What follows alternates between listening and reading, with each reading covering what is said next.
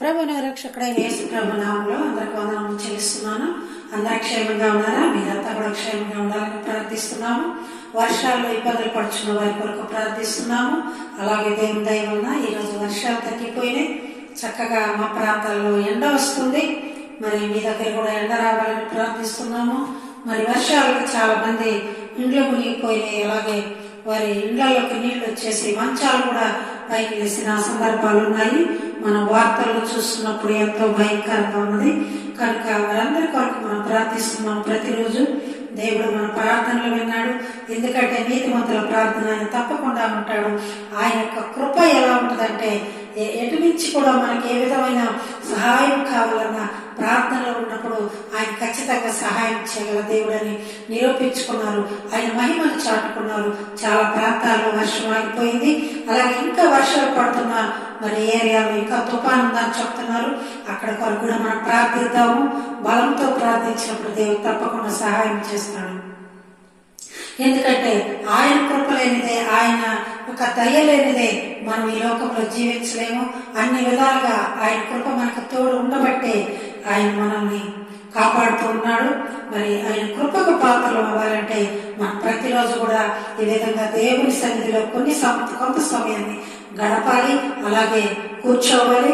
ఒక 10 నిమిషాలు మీరందరూ కూడా కూర్చొని ఉంటే మరి దైవ ధ్యానించుకుందాము. ఈ రోజున దేవుడు మనకి ఏ వాగ్దానం అయితే ఇచ్చి ఉన్నాడో ఆ వాగ్దానాన్ని మనం చూసుకోబోతుండగా అందరు కూడా బైబిల్ తీయండి. 125వ కీర్తన, యాత్ర కీర్తన మనం చూసుకోబోతున్నాం. దావీదు మహారాజు రచించిన యాత్ర కీర్తన 125వ కీర్తన. ఎందుకంటే మనం నమ్మకంతో ప్రార్థన చేసినప్పుడు దేవుడు మన మొరను విన్నాడు. కనుక ఆయనకి కృతజ్ఞత చెల్లించ బద్దులమై ఉన్నాం. కనుక ఈ రోజున ఆయన వాక్యం ధ్యానించుకోకుండా, ఆయన స్తుతించుకోకుండా వర్షాలు తగ్గిపోయినలే, బాగున్నాంలే మా వారికి మేము అనుకోకూడదు. ఎందుకంటే అదంతా ఆయన కృపే. కనుక ఆయన కృప లేని క్షణం మనం వ్యర్థమే. ఆ కృపతోటే దేవుడు మనల్ని కాపాడాడని విశ్వాసంతో ఆయనకి కృతజ్ఞతాస్తుతులు చెల్లించే ఆ అవకాశం, ఆ అదృష్టం మనకు వచ్చింది. కనుక చక్కగా ఆయనకి కృతజ్ఞతలు చెల్లిద్దాం.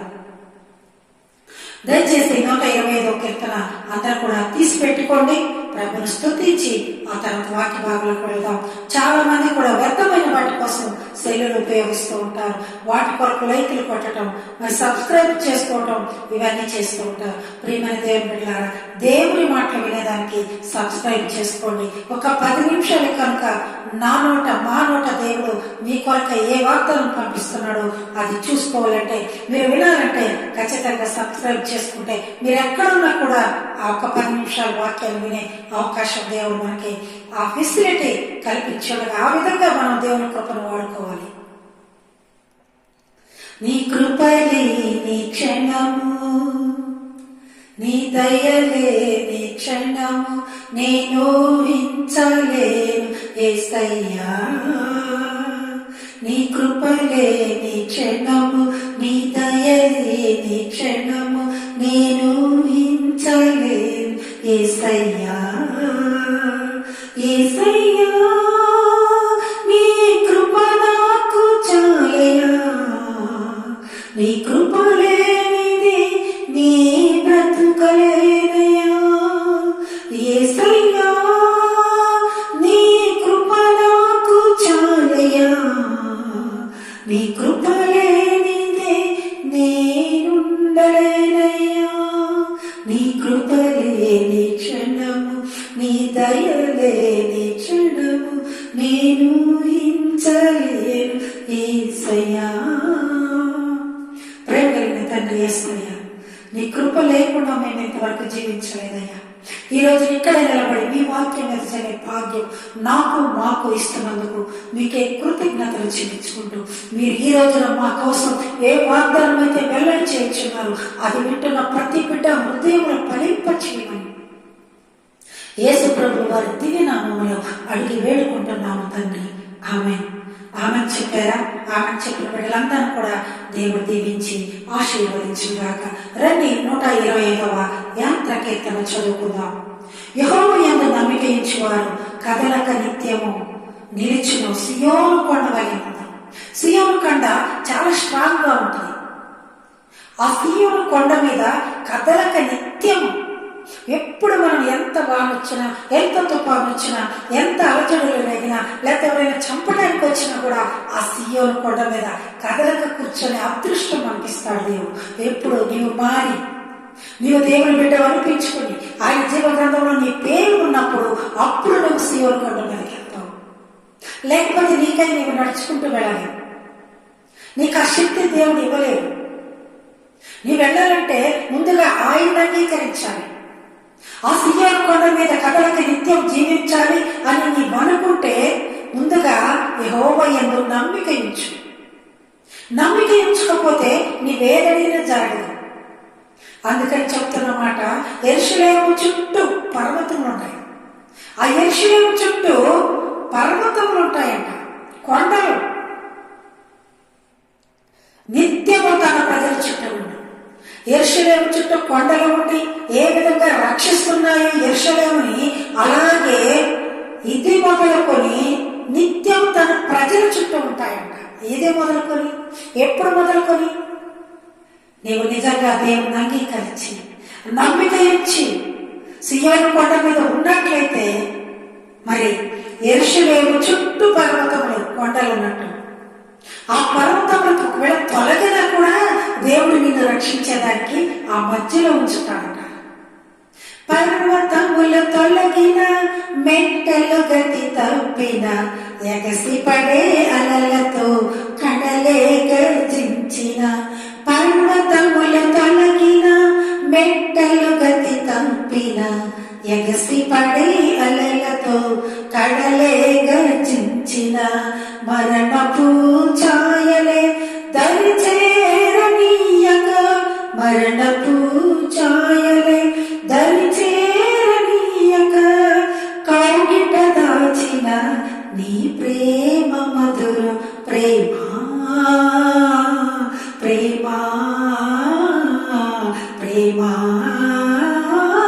నా యేసు ప్రేమ మధురమైనది, నా యేసు ప్రేమ మరపురానిది, నా తండ్రి ప్రేమ. సియోను చుట్టూ ఇది మొదలుకొని యెరూషలేము చుట్టూ పర్వతములు ఉన్నట్లు తన ప్రజల చుట్టూ పర్వతములను కాపలాగా ఉంచుతాడంట. ఒకవేళ ఆ పర్వతములు తొలగిన, మెట్టలు గతి తప్పిన, ఎగసిపడే అలలతో నీవు కొట్టుకుపోయినా కూడా సియోను కొండ మీద నిత్యం నిలకడగా ఎలా కదలకుండా ఉంటావో అలా నిన్ను నిలుపుతాడంట దేవుడు. యాత్ర కీర్తనలో దావీదు మహారాజు మనకి వినిపిస్తున్న మాటలు, ఆయన యొక్క సాక్ష్యం చెప్తున్నాడు. ఆయన జీవిత అనుభవాలతో రంగరించి ఆయన మనకి ఈ ఉపదేశం ఇస్తున్నాడు. ఇది ఈరోజు వాగ్దానంగా మనం అందరం కూడా చూసుకోవచ్చు. సియోను కొండ మీద కదలక నిత్యం ఎలాగ నిలబడాలి, యెరూషలేము చుట్టూ పర్వతంలో ఉన్నట్లు మధ్యలో నిన్ను ఎలా రక్షిస్తాడు. నీవైతే యెహోవా మీద నమ్మిక ఉంచావా? ఈ మాటలు నమ్ముతున్నావా? ఈ మాటలు ఒకవేళ నమ్ముతుంటే ఇంకా కింద భాగం చదువుకుందాం. నీతిమంతుల పాపం చేయుటకు చేతులు చాపకూడనట్లు. నీతిమంతుల పాపం చేయరండి. ఒకసారి నిర్ణయం తీసుకున్నాక ఆ మాటకు కట్టుబడి ఉంటారు, ఆ నీతిని అనుసరిస్తారు. నీతిమంతులు ఏ విధంగా పాపం చేయుటకు చేతులు చాపకుండా ఉంటారో, భక్తిహీనుల రాజదండము నీతిమంతుల స్వాస్థ్యం మీద నుండదు. భక్తిహీనులకి రాజదండము నీతిమంతుల స్వాస్థ్యం మీద నుండదట. భక్తిహీనుల రాజదండం అంటే నీతిమంతుల పైన అధికారం చేయలేదు. భక్తిహీనులు మాట్లాడే మాటలు భక్తి గల నీతిమంతుల మీద ఏ విధంగా కూడా ఉపయోగపడదు, వాటి పైన కూడా పడదన్నమాట. ఎంతమంది దుష్టులు తింటుంటారు, పగస్తులు తింటుంటారు. ఒకవేళ వాళ్ళు నీతి తప్పి ఉంటే, భక్తిహీనత, భక్తి లేని వాళ్ళైతేనే అలాంటి వాటి మాటలు మన పైన నీతిమంతుల పైన పడనే పడదట. అసలు ఒకసారి జ్ఞాపకం చేసుకోండి పిల్లల, 4వ వచనంలోకి వచ్చినప్పుడు ఏం చెప్తున్నాడంటే, యెహోవా మంచి వారికి, చదువుతున్నారా? యెహోవా మంచి వారికి మేలు చేయనట. మంచి వారికి ఎప్పుడు మేలే చేస్తాడు. చాలా మంది అంటారు, అమ్మగారు మేము మంచిగా జీవిస్తుంటే పాపం మా వైపుకే వస్తుంది, మేము అనుకోని తగాదాలు కూడా మా మీద వస్తున్నాయి, మేము ఎంతో నీతిగా ఉన్నప్పటికీ మాకెందుకు ఇలాంటి రోగాలు వస్తున్నాయి, ఎందుకు ఇలా బాధపడుతున్నామని. కానీ దేవుడు చెప్తున్న మాట ఏంటంటే ఇక్కడ యెహోవా మంచి వారికి మేలు చేయను. ఏంటి తొందరపడవద్దు. మీకు మేలు చేయటానికే ఆయన లేట్ చేస్తున్నాడు. ఆయన లేట్ చేస్తున్నారంటే మీకు ఒక మంచి కార్యం, మీరు అడిగిన దానికంటే ఎక్కువ ఇచ్చేదానికి ఆయన ఏర్పాట్లు సన్నాహం జరుగుతుంది అక్కడ. అది తెలుసుకోండి మీరు. తర్వాత ఏముంది? యథార్థ హృదయానికి మేలు చేయండి. భక్తిహీనుడు కూడా, మరి భక్తిహీనుడికి యథార్థత ఉండదు. లోపల ఒక మాట, బయట ఒక మాట ఉంటుంది. యథార్థత అంటే ఏగువలే యథార్థత కలిగి ఉండాలి. నీతిమంతుడికి సాదృశ్యంగా ఉంది అతని పేరు. తన బిడ్డల పాపం చేసినేమో అని ఎవ్రీడే ప్రతిరోజు అరుణోదయములు లేచి వారి కొరకై ఒక్కొక్క నిమిత్తం దహన బలులు అర్పించాడు. ఇదే యథార్థత, ఇదే నీతిమంతుల లక్షణం. నీవైతే దహన బలి అర్పిస్తున్నావా? నీ హృదయాన్ని దేవునికి అర్పిస్తున్నావా లేదా? అది ఏ నీ దహన బలి. ప్రతిరోజు నీవు దేవుని సన్నిధిలో నీ పాపములు ఒప్పుకుంటున్నావా? నీవేం మాట్లాడుతున్నావు, ఏం చేస్తున్నావు? ప్రభుకి ఇష్టమైన బిడ్డగా జీవిస్తున్నావా? నీతిమంతుల వలె ఉండాలనుకుంటున్నావా? భక్తిహీనుల వలె ఉండాలనుకుంటున్నావా? యెహోవాయందు నమ్మిక ఉంచాలనుకుంటున్నావా? ఇంకా ఒక క్వశ్చన్ చూసుకొని మనం ముగించుకున్నాం. తమ వంకర త్రోవలకు తొలగిపోవు వారిని వంకర త్రోవలు పెడుతుంటారు. బైబిల్ చెప్పిందంతా వింటారు, వాక్యంతా వింటారు. ఆ విన్నంతసేపు మరి దేవుని సేవకులు చెప్పిన మార్గంలో నడవాలనుకుంటారు, అదే మార్గంలో వెళ్ళాలనుకుంటారు. కానీ అనుకోని పరిస్థితిలో వంకర మార్గం వెళ్ళవలసి వచ్చినప్పుడు దాన్ని దాటుటకు, దాన్ని జయించుటకు మరి ఆ భక్తిహీనత అడ్డుపడుతుంది, అవిశ్వాసం అడ్డుపడుతుంది. విశ్వాసం లేకుండా ఆ యొక్క ప్రలోభానికి లోపడిపోతుంటారు. హవ్వ తన దేవుని మాటను అతిక్రమించినది, ఆజ్ఞ అతిక్రమించి ఆ పాపమును ఒప్పుకున్నది, ఆ పండును తింటానికి ఒప్పుకున్నది. ప్రేమైన దేవుని బిడ్డలారా, ఈ మాట క్లియర్ గా ఉంది మనకి. వంకర త్రోవలు తొలగిపోవు వారిని, పాపం చేయవారితో కూడా యెహోవా కొనిపోవు. అంతే.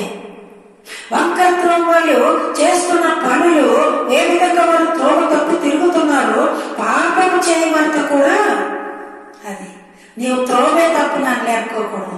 త్రోవ తప్పైనా నాకేమో బాధ లేదు, నేను పాపం కోపంలోకి పోను, పరలోక రాజ్యానికి పోతానని ఒకవేళ నీవు అనుకుంటున్నావేమో. కానీ ప్రభు వారు ఇక్కడ చెప్తున్న మాట ఏంటంటే పాపం చేయవారితో కూడా వెంట పెట్టుకుని పోతాడంట. ఒకవేళ నువ్వు పాపం చేయకుండా త్రోవ మాత్రమే తప్పేవనుకో, నిన్ను ఎక్కడ వచ్చాడు, పాపంతో కలిపేస్తాడు. ఇంకా చివరి లైన్లో మనం చూసుకుంటున్నప్పుడు ఇశ్రాయేలు మీద సమాధానము ఉండనుగాక. ఇశ్రాయేలు ప్రజలు ఎప్పుడు దారి తప్పిపోతూనే ఉంటారు, అయినా కూడా దేవుడు వారిని రక్షిస్తూనే ఉన్నాడు. ఆ సమాధానం మనకు ఉండాలంటే మనం కూడా నమ్మిక ఉంచాలి. నిత్యం కదలకుండా సీయోను కొండ వలె ఉండాలి. యెరూషలేము చుట్టూ పర్వతంలో ఉన్నట్లు మన చుట్టూ దేవుని కంచె వేసుకోవాలి. మన ఇళ్ళ చుట్టూ ఒక కంచె వేసుకోవాలి. అదే దేవుని రక్షణ కంచె, రక్షణ కవచం వేసుకోవాలి. ప్రార్థనని రక్షణ కవచం వేసుకోవాలి. చూసారా పిల్లరా, రాహాబు అనే వేశ్యను మనం చూసుకుంటున్నప్పుడు వేగుల వారిని కాపాడినందుకు ఆమె యొక్క స్వభావం పడినది. అయ్యా మిమ్మల్ని కాపాడాను కదా, నన్ను నా కుటుంబాన్ని ఎరుకోగోడలు కూర్చేటప్పుడు నాకు ఏ ఆపద కలగకుండా రక్షించమని వారు చెప్పిన మాట. నీ ఇంటికి ఒక ఎర్రని దారం కట్టుకోమా, నీ కిటికీకి కట్టుకో, ఒకవేళ వారు వచ్చినప్పుడు నీ ఇంటిని వదిలేస్తారు, మొత్తం కూర్చేస్తారు, నీ ఇల్లు మాత్రం కదలనే కదలను. రాహాబు ఒక వేశ్య అయినప్పటికీ ఒక నీతి గల పని అక్కడ చేసినది, దేవుని బిడ్డల్ని కాపాడినది. శత్రువు చేతిలో తన ప్రాణాలను పోగొట్టకుండా ఆ జమ్ములో దాచి, మిద్దె పైన ఆ జమ్ములో దాచి, ఆ గడ్డిలో దాచి ఎంత చక్కగా ఆమెకు పేరు తెచ్చుకున్నాయి. అంత గొప్పగా దేవుని యెహోవా దేవుని సేవకుని కాపాడినందుకు ఆమె యేసుక్రీస్తు వంశంలో చేరిపోయినది. చూసారు ఎంత ధన్యత ఇచ్చాడు దేవుడు. మరి యేసుక్రీస్తు వంశంలో చేరాలంటే మరి అదొక చిన్న విషయమా? పైగా ఆమె ఎటువంటిది? వేశ్య. వేశ్య ఒక పూట కొలువ నీళ్లు నడిపించండి, ఒక గెస్ట్ హౌస్ లాంటిది. అక్కడ అన్ని కావలసిన అన్ని సౌకర్యాలు ఆమె చేయగలదు. అలాంటి పాపపు జీవితంలో ఉన్న ఆమెని యేసుక్రీస్తు వంశంలో దేవుడు చేర్చాడు. యెహోవా దేవుడు చేర్చినట్లుగా మనకి బైబిల్ గ్రంథంలో న్యూ టెస్టమెంట్ లో ఉంది. ఈ విధంగా కద్దలగా ఆ చుట్టూ కంచె వేసుకొని మరి ఉన్నట్లుగా మనం ఉండాలి. ఇంకా నీతిమంతులు పాపం చేసిన చేతులు ఏ విధంగా చాపుతారు, భక్తిహీనుల రాజదండము నీతిమంతుల స్వాస్థ్యం మీద ఉండదు. నీతిమంతులు సంపాదించుకున్న ఆస్తి మీద భక్తిహీనులు పడలేరు. నీకు ఆ స్వాస్థ్యం కావాలంటే భక్తి కావాలి. నీ కుటుంబానికి ఒక కంచె వేసుకో. వేషరాహము వలె ఎర్రని దారం కట్టుకొని ఇంటికి. ఆ ఎర్రని దారం యేసు ప్రభువాన్ని ఆయన రాకడకు గుర్తుగా సూచించిందామె. కంచె వేశావు మా ఇంటికి, కరుణ చూపావు మా బ్రతుకులో, నీతి సూర్యుడు తేజోమయ, నీ వెలుగు నా ఇంట నుంచావయ్యా, నీ ఉండగా ఏ లోటు లేనలేదు యేసయ్యా, నేను నా ఇంటి వారును నిన్నే సేవించెదం. కంచె వేశావు మా ఇంటికి, కరుణ చూపావు మా బ్రతుకులు. కంచె వేశాడు దేవుడు. ఎప్పుడైతే నీవు సీయోను కొండ వలె కదలక నిత్యం నమ్మకం వచ్చినప్పుడు, పర్వతములు యెరూషలేము చుట్టూ పర్వతములు ఉన్నట్లు నీ ఇంటి చుట్టూ కంచె వేస్తాడు దేవుడు. రాహాబు అనే వేశ్యను కాపాడుటకు ఒక ఎర్రని దారం వలె ఆ గుర్తును చూపించాడు దేవుడు నీకు. ఈ రోజు నీ ఇంటికి నీవు ఎర్రని దారం కట్టుకున్నావా? నీ ఇంటికి రక్షణ ఎర్రని దారాన్ని కట్టుకుని నీ కుటుంబాన్ని అంతా రక్షణలోకి నడిపిస్తున్నావా లేదా? తీర్మానం చేసుకో. రాహాబు వేశ్య వలె నా ఇంటి చుట్టూ ప్రభువా ఆ కంచె వేసుకునే దానికి ఒక ఎర్రని దారం కట్టుకుంటాను. నా ఇంటి చుట్టూ ఏ ఈగ కూడా వాడకుండా నీ రక్షణ, నీ రక్తానికి చూచిన యేసు ప్రభువుకి సూచనగా రాకడక గుర్తుగా నేను ఆ యొక్క దారాన్ని నా దారబంధాన్ని కట్టుకుంటానని నీవు నిజంగా చెప్పగలవా? యెహోవా యందు నమ్మిక ఇచ్చు. ఆ ఎర్రని దారం కట్టుకునే అవకాశం నీవు కల్పించుకో. మరి త్రోవ తప్పిన వారు పాపులలో చేర్చబడతారని చెప్పి ఉంది బైబిల్లో. అలాగే మేలు చేయి, యెహోవా మంచి చేయవారికి మేలు చేస్తానని చెప్పాడు. కనుక ఈరోజు ఈ అధ్యాయం అంతా మీకు అర్థమైందని నేను అనుకుంటున్నాను. ఒకవేళ మీరు అర్థం చేసుకోలేకపోతే ఒకసారి మరలా రిపీట్ చేసి ఆ 125వ యాత్ర కీర్తన మరి ఒకసారి చదువుకోండి. దైవ దీవెనలు పొందండి. మరి వర్షం కూడా తగ్గించినందుకు దేవునికి కృతజ్ఞతలు చెల్లించుకుంటూ మీరంతా కూడా ప్రార్థించినందుకు కూడా, ఒకవేళ ఎంతమంది అయితే ప్రార్థించారో అట్టి వారందరికీ కూడా నేను వందనములు తెలుపుచున్నాను. మనందరం కలిసి కూడా దేవునికి కృతజ్ఞత స్తుతులు చెల్లించడం ఈరోజు తీర్మానం చేసుకొని మన ఒక కుటుంబం చుట్టూ ఒక కంచె వేసుకోవాలి, నమ్మిక ఉంచాలి, భక్తి కలిగిన జీవితంగా జీవించాలి, అలాగే నీతిమంతిగా జీవించాలి, యథార్థంగా జీవించాలి, ఒక్క త్రోవలు లేకుండా సరి అయిన త్రోవలు నడవాలి. ఇంత మంచి వాగ్దానం దేవుడు మనకి ఈరోజు ఇచ్చినందుకు ఆయనకి కృతజ్ఞతలు చెల్లించుకుంటూ వింటున్న మిమ్మల్ని కూడా దేవుడు దీవించి ఆశీర్వదించుగాక. ఆమేన్. God bless you. థాంక్యూ అన్నా.